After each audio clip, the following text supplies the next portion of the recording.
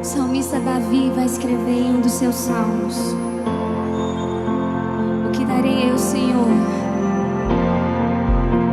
O que darei eu, Senhor, com todos os seus benefícios?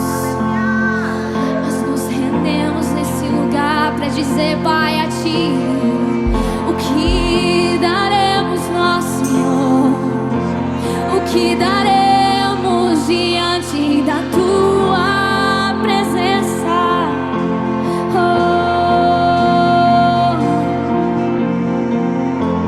o que daremos, Senhor, diante, Pai, de tão precioso tesouro que nós encontramos em Ti?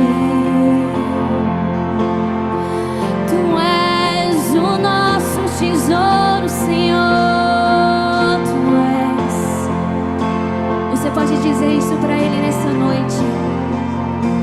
Se existe essa verdade no seu coração, você pode dizer o quão precioso Ele é na sua vida, Pai.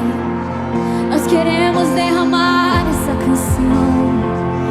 Quão precioso é a Tua presença, Senhor.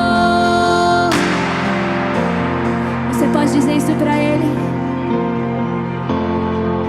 Sim. Esse é o meu respirar. Dizer pra Ele nessa noite. Esse é o meu respirar.